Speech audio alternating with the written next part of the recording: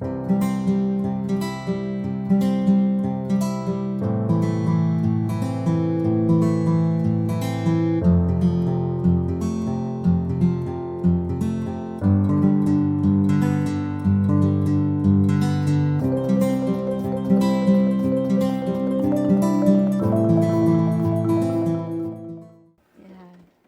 Thank you for that. So David was a goodly and godly man. He lived his life to the best of his ability according to the 10 Commandments. Every Sunday, he got up and readied himself and went to church. He taught by example. So every Sunday, his 3 children were taught to honor the Sabbath and got themselves up and ready to go to church. Every Sunday, David, his lovely wife Nancy, and their 3 children made their way to church. But one Sunday, it was a beautiful sunny Sunday, David decided that he would rather golf than go to church. So he sent the family on, of course not telling them where he was headed, and he went to the golf course. And he warmed up, and St. Peter noticed. Said, "God, do you see what he's doing today? It's the Sabbath, and he's golfing." And God said, "Peter, don't worry. I'll take care of it. I'll show him."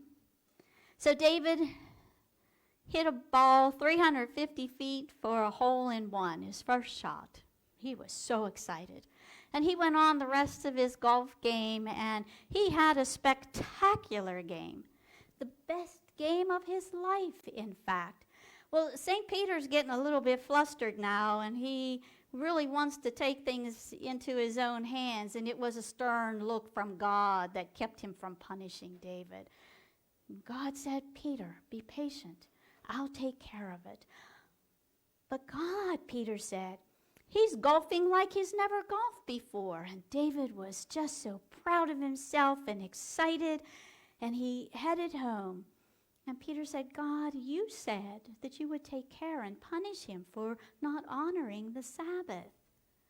"Oh, Peter," said God, "he golfed on the Sabbath. Who can he tell?"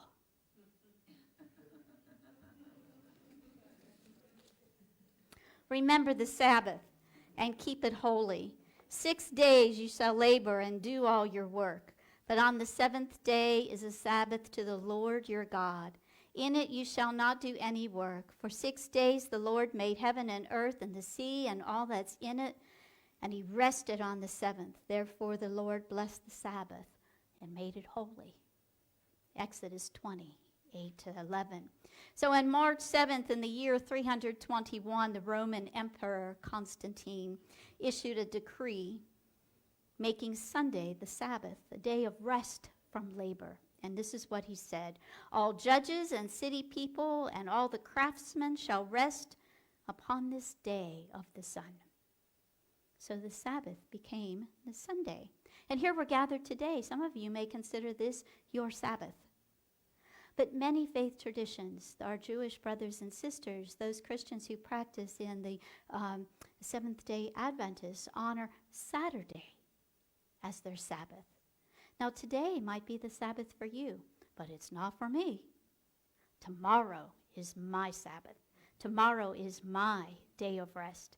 Turn off all my electronics, and I sit in the presence. And returning to the words of Charles Fillmore in the Revealing Word, I share these thoughts about the Sabbath. The true Sabbath is a state of spiritual attainment where humans cease from all personal effort and all belief in their own works and rest in the consciousness of the God abiding in us does the work. John 14. And when we understand that the true spirit of the Sabbath is when we cease following the prescribed rules laid down by society, laid down by our church, we open our mind to the divine, and we rest in the peacefulness of the divine. Are you going to spend the entire day doing that? Oh, our culture, our society, our world kind of prohibits us from doing that, doesn't it? Well, it would like to think it does, but we are in charge of us, are we not? No one else is. We can choose to take a day to sit, to be in the presence, and rest from all the outer work, all the outer thinking, and to cease our daily occupation and preoccupation with the world. Because the world would have our attention every day, all day, right? It commands our attention. It almost demands our attention. But we are the boss of us, right? We get to decide. The Sabbath being designated the seventh day has significance. 7 represents completion, fulfillment. And we know that that is both physical and spiritual. The number 7 derives its meaning from that creative process we hear on the first day in Genesis. God said, "Let there be light." And every day God created aspects of our existence, aspects of the world, of the universe, and all that's in it. And then it says on the 7th day, God rested. Well, that doesn't mean that God sat down, put his feet up, and rested. God doesn't do that. The energy of the universe that is that, what we call God, what we call universal love, what we call Great Spirit. There's so many names for, Anthony DeMello says, whatever that is that is beyond our human comprehension, that which is so much greater than us as individuals or even us as a collective, that what we cannot name, we cannot define, we can only limit by our own imagination and our own words. That never stops. It's always in movement. We can't stop us from being either. We can't stop us from our sleeping dreams, our phases of sleep. We have the REM sleep, the beta, the theta, and the delta sleep. We have different levels of consciousness, that deep subconscious and the superconscious mind. Our heart never stops beating. Even when we are observing a Sabbath, it just doesn't stop beating until our last. The Sabbath is a time when we pause. We pause from the business of trying to force things to be made manifest according to our willfulness.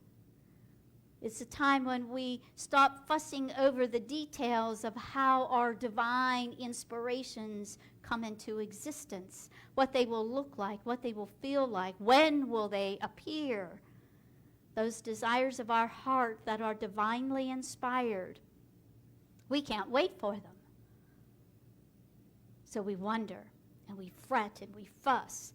And to take the Sabbath is to allow the universe and all the energies to move in that beautiful flow, and allow all that needs to be drawn so that our divine ideas can be made manifest through the process of divine mind inspiring our human mind, and we work to bring that into existence. The Sabbath is a time of releasing what our human mind has imagined, what our hands have worked to form, and to let go of what must be, what should be, and we probably all have a few of those things, right? The world should be peaceful, kind, and loving, right? We all have something that we think should or must be, and we release it. We let it go. We let it go so that the universe can support and honor it. We let it go, and we don't draw it back to refine it. Oh, yes, but I forgot this or I forgot that. And we don't draw it back to refine it in any way. We don't draw it back to add to it or to take anything from it. We just let it go. And let the universe, God, the divine spirit, whatever you call that essence and energy that moves in the universe, to carry it, to uplift it, and to allow it to come into existence. That's when we honor the Sabbath. We honor the Sabbath not just on Sunday, which is our human behavior and habit, because when I'm not here, I do honor the Sabbath on Sunday. I go to church on Sunday. And we honor the Sabbath anytime we enter into our spiritual consciousness, anytime we put aside this human realm and allow our divine nature to expand and rise and shine. Anytime we turn away from worldly things, anytime we come apart for a while. We know that Jesus did that. It's often said, and Jesus went apart, or Jesus went to the mountain. Jesus went to his higher place, that mountain. Anytime we sit in a space and allow ourselves to be consciously connected to that divine mind, we're always connected, but we're not always aware. So the Sabbath is those times that we allow ourselves in full awareness of that connection that we have, that union with our divine. We honor the Sabbath anytime we move into spirit. In his book, Breaking the Ten Commandments, Unity minister and author Eric Butterworth breaks down the spirit of this commandment. Remember the Sabbath and keep it holy. And he says, honoring the Sabbath is to allow ourselves to take time, enough time to allow spirit to breathe life into our whole being. Enough time to allow spirit to breathe life into our mind, to purify our thoughts. Enough time to allow spirit to breathe life into our heart, to soften those rough edges that make judgments and critique of ourselves and of others. Allow enough time for spirit to breathe life into our entire being so that the thoughts we think, the words we speak, the actions we take are divinely guided in ordinary ways. There's another book by Eric Butterworth. I've committed this year to rereading all my Eric Butterworth books, and in You Make the Difference, he says, live an ordinary life. And if we live an ordinary life, we are constantly practicing that Sabbath of being that presence and power of the divine, wherever we are, whatever we're doing, whatever we're thinking. Simple, right? Simple, but not easy. Not easy at all. Yes, we know intellectually that we are always one with the Spirit, that we are always one with our Creator, our source. But how often do we live from that consciousness of that? How often do we keep our thoughts in harmony with that goodness and greatness that is the divine? How often do we keep our words pure and uplifting and honoring? And how often are our actions? I used to use my telecommunications company as my litmus test. If I thought I finally got a principle or a precept and really mastered it, a simple visit to my telecommunications would teach me otherwise. Yes, it always worked that way for me. It always showed me, well, I had to learn more. But guess what? This week, I had the most fabulous experience with my telecommunications company that caused me to sit down and write letters, thanking them for the wonderful experience I had with every single salesperson that was in the office, and their competence, their demeanor, their humor, their patience with someone who doesn't always get technology. So we keep at it. We keep practicing that Sabbath, living from that awareness of the divine at us always, always. I got a little sidetracked there. So we allow ourselves enough time to communicate with our telecommunications company in an honoring and uplifting way. Then when we know that spirit is present. We say it every Sunday, God is present in all things everywhere. All of the divine, every aspect of the divine is present at every point of time and at every point of space. There is not a place, a space, a time that the divine cannot be. When we say that, how do we believe that? How do we live that? So to keep the Sabbath holy, H-O-L-Y, is to keep it holy, W-H-O-L-L-Y, holy, holy, completely and totally with every part of us. It means that we live in that divine flow of life. It means that we live in the power of intelligence, not textbook or university degrees, divine intelligence. It means we live in the power of faith, even in what we cannot see. It means that we live what we say we believe every Sunday, that the presence of the divine is present in every part of our world. Where there is conflict, where there is war, there is debate, where there is hatred, God is present. And how do we believe that? How we show up to that? What do we do to call others into that? It means that when we live the Sabbath, we live with enthusiasm and zeal, that we're not downtrodden, that we are blessed and fortunate and happy people. And it calls us, when we live in the Sabbath, to do all that we do with love, with the love that is the divine. And I wish to share with you the words of a very esteemed rabbi, author, and scholar, Abraham Heschel, who has written a book called The Sabbath. If you've never read it, gift yourself a reading of this fabulous book. And in the Sabbath, Rabbi Heschel says, the Sabbath is the presence of God in the world, open to the souls of humans. Open to. God is not in things of space, but in moments of time.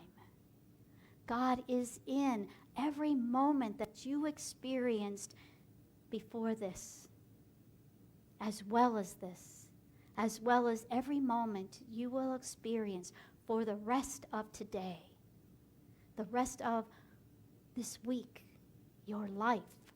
Act like God is present in that. When we live the Sabbath, we live in that awareness. So how do we show that in the world? In our grumpy state, when we're out of sorts, when we're frustrated and angry because that car in front of us just sat through a green light? How dare they? Can we call the Sabbath up in us in those moments that challenge us? Can we call that Sabbath us? Rabbi Heschel goes on to say, it is not we who long for the day of rest, but the Sabbath spirit that is lonely and longing for us. Take that in. It is the Sabbath spirit that is longing for us to be in Sabbath. The result of our thinginess, I just love the way these spiritual wizards, magnificent spiritual people, create their own words. The result of our thinginess is our blindness to all reality that fails to identify itself as a thing. The reality that doesn't show up as a thing. We are blinded by our thinginess. Pause for a minute and think about all of the things that compel your attention. The morning of the Sabbath is to celebrate time rather than space. Celebrate time. 6 days a week we live under the tyranny of things of space. On the Sabbath we try to become attuned to holiness in time. The Sabbath is a day on which we are called upon to share in what is eternal in time, to turn from the results of creation to the mystery of creation.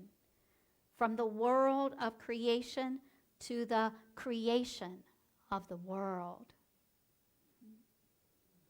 On the Sabbath, we especially care for the seed of eternity planted in us.